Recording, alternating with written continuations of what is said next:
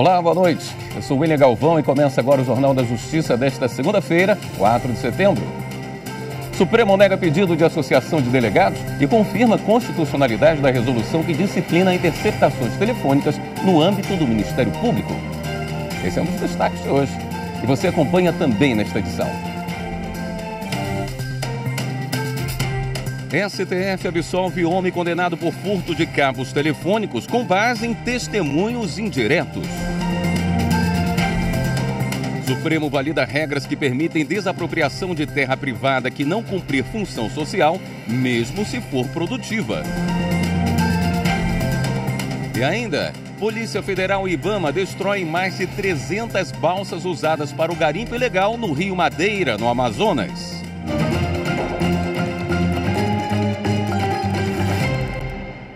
O plenário virtual do Supremo validou a resolução do Conselho Nacional do Ministério Público que disciplina interceptações telefônicas no âmbito do MP. Confira na reportagem de Marta Ferreira. O Conselho Nacional do Ministério Público editou a norma com regras sobre interceptações telefônicas em 2009. Para a Associação dos Delegados de Polícia do Brasil, essa resolução seria inconstitucional e, por isso, entrou com ação no Supremo. A DEPOL argumentou que a resolução acabou autorizando o Ministério Público a armazenar grampos em alguns sistemas, o que teria violado a competência federal para legislar sobre direito processual e o princípio da legalidade. Também afrontaria as funções exclusivas da Polícia Judiciária, já que cabe ao delegado de polícia conduzir os procedimentos de interceptação de comunicações telefônicas, dando ciência ao Ministério Público, que poderá acompanhar o trabalho. A ação foi levada para julgamento no plenário virtual, sob a relatoria do ministro Luiz Roberto Barroso, que não aceitou o pedido feito pela autora da ação. No voto, o relator lembrou que o Supremo já havia reconhecido em julgamento anterior a validade constitucional do Poder Investigatório do Ministério Público.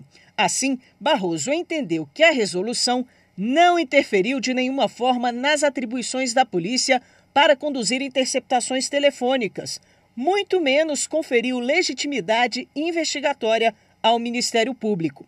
Destacou ainda ser ato normativo que elaborou nos estreitos limites dos deveres funcionais dos membros do Ministério Público, entre os quais o dever de sigilo, o de zelar pela observância dos princípios previstos no artigo 37 da Constituição, aí incluído o princípio da eficiência. O ministro Alexandre de Moraes abriu divergência por entender que o CNMP pretendia padronizar os requisitos para uso de dados obtidos em interceptações telefônicas, mas acabou criando requisitos não previstos em lei. Mas o plenário, por maioria, seguiu o voto do relator, validando assim a resolução questionada. O ministro André Mendonça, do Supremo, absolveu um homem condenado por furtar fios de cobre de empresa telefônica apenas com base em confissão informal e testemunhos indiretos. Ele foi preso em junho de 2018 em Avaré, São Paulo, pelo furto de uma bateria de caminhão. Na delegacia, ele teria confessado informalmente a 2 policiais civis o furto de cabos em 4 ocasiões. No habeas corpus apresentado ao Supremo, a Defensoria Pública de São Paulo sustentou que a condenação se fundamentou exclusivamente na suposta confissão informal prestada na delegacia. Além disso, não teria sido respeitados os direitos ao silêncio e à não autoincriminação. De acordo com o relator, ministro André Mendonça, mesmo que se dê crédito à palavra dos policiais, as declarações prestadas na prisão não poderiam ter sido levadas em conta na sentença. Mendonça observou que o STF tem diversos precedentes no sentido de que confissões informais sem confecção de termos são nulas, pois violam o direito ao silêncio. O Supremo Tribunal Federal reconheceu a constitucionalidade de regras da Lei da Reforma Agrária para a desapropriação de terras produtivas que não cumprem a função social. Repórter Pablo Lemos. Os ministros analisaram o caso no plenário virtual, ao julgar uma ação da Confederação da Agricultura e Pecuária do Brasil, a CNA, que questionou trechos da Lei da Reforma Agrária de 1993. Ao STF, a Confederação argumentou que os requisitos de produtividade e função social não poderiam ser exigidos simultaneamente da propriedade rural. Segundo a petição inicial, os trechos da lei embaralharam os conceitos de grau de utilização da terra e grau de eficiência em sua exploração. Para a CNA, a norma deu tratamento idêntico às propriedades produtivas e improdutivas. Disse ainda que a exigência de produtividade invalida o requisito constitucional do aproveitamento racional e adequado. O voto do ministro Edson Fachin, relator do caso, foi acompanhado por unanimidade. O magistrado apontou que tal dispositivo exige o preenchimento simultâneo tanto do critério da produtividade quanto da função social. E como os parâmetros mínimos da função social estão previstos expressamente no texto constitucional, não há como afastar a exigência para as propriedades produtivas. Também, de acordo com o ministro, a Constituição prevê que a propriedade produtiva não pode ser desapropriada para fins de reforma agrária. Para o relator, a Constituição Federal traz uma garantia de que o critério de produtividade será utilizado para o reconhecimento da função social. Há, assim, uma imposição destinada ao legislador para que defina o sentido e alcance do conceito de produtividade, a fim de que esse critério seja considerado. Ainda para Fachin, é necessário reconhecer que a exigência de cumprimento da função social é também aplicável à propriedade produtiva. O ministro Cristiano Zanin, do STF, derrubou uma decisão da Justiça do Distrito Federal que proibiu a divulgação de uma reportagem da revista Piauí. Amanda Mustafa tem os detalhes. A reportagem com o título O Cupinzeiro traz relatos de nepotismo, irregularidades administrativas e de assédio moral na agência criada para coordenar o programa Mais Médicos. Um casal citado pela revista entrou com ação na Justiça de Brasília, que determinou a retirada da reportagem do site da revista, além do recolhimento da revista impressa. A Piauí recorreu e argumentou que o conteúdo da matéria é estritamente narrativo, baseado em documentos oficiais e fontes fidedignas. Mesmo assim, a decisão foi mantida. A revista, então, apresentou reclamação ao Supremo Tribunal Federal. Ao analisar a reclamação, o ministro Cristiano Zanin, do Supremo Tribunal Federal, afirmou que o eventual prejuízo à honra e à vida privada dos atingidos pela reportagem devia ser corrigido sem uma censura prévia, não sendo cabível medida judicial que imponha o recolhimento liminar de todos os exemplares físicos de uma edição de uma revista de caráter nacional. Zanin também afirmou que, embora as decisões do Tribunal de Justiça do Distrito Federal versassem sobre a liberdade de expressão, a autoridade reclamada não deixa claro de que maneira o conteúdo da matéria jornalística teria incorrido em abuso ou má-fé no direito de informar. A seguir, STF julga competência exclusiva do Corpo de Bombeiros do Espírito Santo para fazer perícias de incêndios. Voltamos já.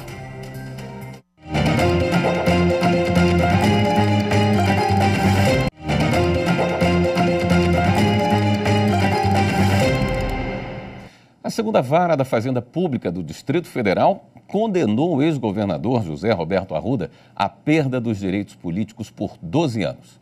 A sentença por improbidade administrativa é um desdobramento da Operação Caixa de Pandora, aberta em 2009, para apurar a distribuição de recursos à base aliada do governo do DF. Arruda ainda terá que pagar multa no valor de R$600 mil. Em julho, o ex-governador, já havia sido condenado em outro processo relacionado à operação à perda dos direitos políticos, também por 12 anos, e ao pagamento de multas que somariam R$3 milhões. O Supremo julga uma ação que questiona a competência exclusiva do Corpo de Bombeiros do Espírito Santo para a realização de perícias de incêndios. O julgamento ocorre no plenário virtual. Repórter Marta Ferreira. O questionamento foi feito pelo governador do estado do Espírito Santo, alegando que a norma invade a competência da União para legislar sobre direito processual. Outro argumento apresentado na ação é de que as perícias em questão fazem parte da apuração de infrações penais, que é uma atribuição da Polícia Civil. A perícia de incêndios, realizada por um perito oficial e não por um bombeiro, também estaria prevista no artigo 173 do Código de Processo Penal. A Advocacia Geral da União e a Procuradoria-Geral da República se manifestaram pela procedência do pedido. A ação está em análise no plenário virtual. O relator do processo é o ministro Nunes Marques, que aceitou em parte o pedido feito pelo autor da ação para declarar a inconstitucionalidade parcial do trecho em questão. Para Nunes Marques, a exclusividade atribuída a esses órgãos no desempenho dessa função pode prejudicar a atuação das polícias civis na apuração criminal de fatos que envolvam incêndio ou explosão. Assim, o relator entende ser o caso de adotar a técnica da declaração de inconstitucionalidade parcial sem redução de texto, de modo a excluir a interpretação segundo a qual a realização de perícias de incêndios e explosões é atribuição exclusiva do Corpo de Bombeiros Militar. O prazo para os demais ministros apresentarem o voto termina no dia 11 de setembro. Uma servente de limpeza de Florianópolis, em Santa Catarina, vai receber adicional de insalubridade em grau máximo de 40%, apesar da convenção coletiva da categoria prever o pagamento da parcela em grau médio, 20%. Ao rejeitar o recurso da empresa, a terceira turma do TST observou que enquadramento das atividades tipificadas como insalubres é matéria de ordem pública e não pode ser objeto de negociação coletiva. Repórter Anderson Conrado. A servente alegou que desde a contratação dela, em março de 2015, sempre havia trabalhado na limpeza de banheiros, na manutenção e no recolhimento de lixo em locais com grande fluxo de pessoas. Após ser demitida sem justa causa, em 2018, ela procurou a Justiça do Trabalho e reivindicou o pagamento do adicional de insalubridade de 40% durante todo o período da contratação. Justificou para isso que estava permanentemente em contato com agentes biológicos e produtos químicos nocivos à saúde humana. Em defesa, a empresa argumentou que o adicional previsto na Convenção Coletiva de Trabalho da categoria era de 20%, o grau médio.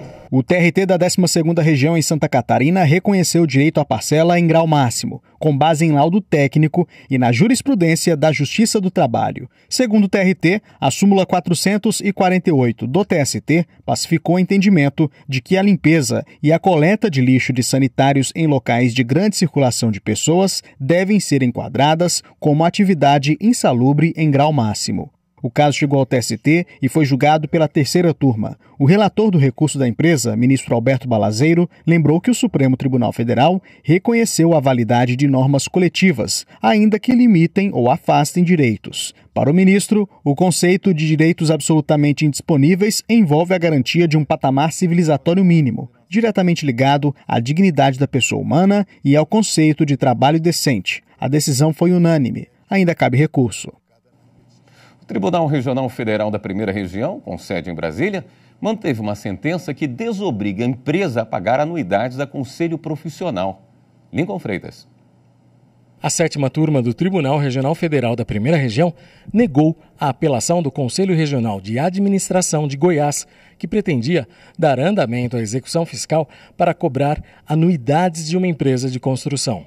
Segundo os autos, são débitos relativos às anuidades referentes aos exercícios de 2009 a 2014. Ao analisar o caso, o desembargador federal Ítalo Fioravante Sabo Mendes explicou que a pretensão não pode ser atendida, porque a fixação dos valores das anuidades dos conselhos profissionais por atos administrativos não encontra amparo legal. No entendimento do magistrado, tendo em vista que a legislação vigente não fixou os valores das anuidades, a cobrança, com base em normas de natureza infralegal e regulamentar, como decretos e resoluções, viola o princípio da legalidade. O Superior Tribunal de Justiça anulou um processo em fase de cumprimento de sentença por falta de intimação de réu julgado à revelia. Repórter Paulo Mondego traz os detalhes. A 4ª turma do Superior Tribunal de Justiça considerou causa de nulidade processual a falta de intimação na fase de cumprimento de sentença de réu julgado à revelia. De acordo com o colegiado, nas hipóteses em que a parte executada estiver representada pela Defensoria Pública ou não tiver advogado nos autos, a intimação deve ser realizada por meio de carta com aviso de recebimento. O colegiado chegou a esse entendimento ao reformar acórdão do Tribunal de Justiça do Rio Grande do Sul, que considerou desnecessária a intimação pessoal da executada, cuja revelia foi declarada na fase de conhecimento. Para o Tribunal Gaúcho, ao ser citada para contestar a ação e deixar transcorrer sem manifestação o prazo de defesa, tampouco constituir defensor nos autos, a parte demonstrou desinteresse em participar do processo na fase do conhecimento. O ministro Antônio Carlos Ferreira, relator do recurso especial da parte executada, lembrou que o devedor deve ser intimado para cumprir a sentença, mesmo quando não tiver procurador constituído nos autos, conforme previsto no Código Processual Civil. Desta forma, a quarta turma deu provimento ao recurso especial para anular os atos processuais posteriores ao momento em que a parte executada deveria ter sido intimada para o cumprimento de sentença, determinando o retorno dos autos à primeira instância. E uma informação do Superior Tribunal de Justiça. Por problemas técnicos no telefone da Assessoria de Apoio ao Julgamento, o atendimento está sendo feito de forma provisória pelo e-mail stj.ajc@stj.jus.br ou pelo WhatsApp 61 3319 9710 ou 3319 9160. Esses canais podem ser utilizados para obtenção de informações sobre julgamentos, sustentações orais, acórdãos e serviços relacionados. O registro de preferência e de sustentação oral pode ser feito diretamente no portal do STJ. Polícia Federal e IBAMA destroem mais de 300 balsas usadas para o garimpo ilegal no Rio Madeira. Assunto para o próximo bloco. Até já.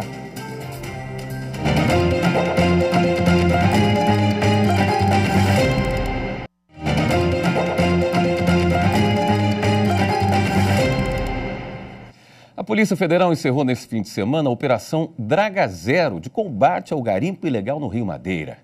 Carlos Eduardo Cunha tem as informações. Os policiais federais, com o apoio do IBAMA, percorreram mais de 1.500 quilômetros no Rio Madeira, passando pelos municípios amazonenses de Altazes, Nova Olinda do Norte, Borba, Novo Aripuanã e Manicoré. Eles destruíram toda a estrutura usada pelos garimpeiros e incendiaram mais de 300 balsas. A prática do garimpo ilegal na região, além de causar danos ao meio ambiente e à saúde pública, devido à contaminação do rio por mercúrio e cianeto, também interfere na cultura de povos tradicionais, uma vez que áreas indígenas chegaram a ser invadidas pelos criminosos na região de Manicoré, no Amazonas. O Poder Judiciário de Alagoas levou o programa Justiça Itinerante à comunidade de Capela, interior do estado. Mais de 600 pessoas foram atendidas pelo mutirão, que ofereceu uma série de serviços gratuitos à população. Confira na reportagem de André Risco. O Centro Cultural Leda Valéria, em Capela, recebeu toda a estrutura do programa Justiça Itinerante do Tribunal de Justiça de Alagoas. A abertura foi feita pelo presidente Fernando Tourinho. Esse programa, eu tenho um saudosismo muito grande, que foi na gestão de meu genitor, o desembargador José Fernando Lima Souza, que esse programa foi iniciado com esse nome, Justiça Itinerante. Na verdade, era uma ideia dele de aproximar mais o judiciário da população. E penso que esse programa, trazendo vários serviços que a população tanto precisa, a gente aproxima mais, a gente se sente melhor, a gente quer que a população sinta que pode contar com o judiciário para minimizar a desigualdade existente hoje em nosso país. Os desembargadores Domingos de Araújo Lima Neto e Paulo Zacarias prestigiaram o evento. Num momento como este, em que nós estamos com um déficit muito grande de cidadania, é importante que o tribunal, em convênio, em parceria com as prefeituras, realize esse trabalho de aproximação entre a população e o judiciário. Durante todo o dia foram oferecidos diversos serviços gratuitos, como lembrou o coordenador do programa, o juiz André Geda. Os serviços de documentação, a identidade, CPF, carteira de trabalho e emissão, segunda via das certidões de nascimento e casamento. Tivemos também a questão dos processos mais simples, o divórcio consensual, as ações de retificação de registro, alvarás judiciais até 5 salários mínimos, objetivando saque de PIS-PASEP, FGTS, pensões alimentícias retidas e o casamento coletivo. O mutirão acontece em parceria com a Prefeitura de Capela, Ministério Público de Alagoas, Defensoria Pública, Receita Federal, Instituto de Identificação e Secretaria de Estado do Trabalho, Emprego e Qualificação. O José perdeu a identidade no ano passado. Ele aproveitou a oportunidade para garantir a segunda via. Eu estava com a xerox, estava fazendo tudo com a xerox da identidade que tinha. E aí vai ficar com o documento novinho? Novinho. Para resolver os problemas melhor, né? A Rosa e o Cícero trouxeram a filha Tamires, de 36 anos. Eles aproveitaram a ação da Justiça Itinerante para atualizar a identidade dela. Graças a essa oportunidade, eles não precisam mais se deslocar com ela até outra cidade para conseguir o novo documento. Não só ela, como outras pessoas com dificuldades especiais, né? Que precisam dessa documentação. Como está tendo essa ação aqui no município, foi uma oportunidade para todos. Estudantes de Direito de 2 instituições de ensino de Mato Grosso conheceram a sede do Tribunal de Justiça do Estado. Eles assistiram a uma sessão de julgamento, visitaram o Espaço Memória e participaram de um bate-papo com a juíza. A reportagem é de Eli Cristina Azevedo. É uma expectativa muito grande para nós que somos acadêmicos de Direito lá do Centro Universitário de Cuiabá. É uma oportunidade que eu acho assim, bem válida e para que nós consigamos conhecer um pouco mais de como funciona, né? Eu acho que já vai ser o primeiro passo para daqui a gente estar fazendo uma defesa oral, de repente, né? Foi com essa expectativa que acadêmicos de Direito chegaram à sede do Tribunal de Justiça de Mato Grosso, em Cuiabá, para conhecerem o funcionamento do órgão, alguns setores e também um pouco da história da Justiça Estadual. A visita é proporcionada pelo projeto Nosso Judiciário, que visa a aproximação da Justiça com a sociedade. Desmistificar daquela questão de que o judiciário ele está encarcelado, né? Está dentro de uma redoma de vidro, que ninguém tem acesso a ele. Não é verdade isso, né? A gente atende advogados, partes, e quando vem aluno a gente fica muito contente, a gente se recorda da nossa época de estudantes, né? Então é muito bom. Os estudantes também participaram de sessões de julgamento em que puderam acompanhar as decisões dos magistrados, viram sustentações orais e receberam uma atenção especial dos desembargadores. No Espaço Memória, as turmas do 7º, 9º e 10º semestres de Direito da Unic Campus Pantanal e as turmas do 7º semestre de Direito da Faculdade Católica Rainha da Paz, da cidade de Araputanga, que fica a 360 quilômetros de Cuiabá, assistiram palestras e conversaram com magistrados. É importante que desmistifique a profissão do que é ser juiz, do que é o Poder Judiciário e essa oportunidade que eles têm de fazer pergunta, de estar junto, de conhecer um pouco mais da nossa história, porque foi assim que pessoas nos inspiraram para que nós pudéssemos chegar aonde estamos hoje.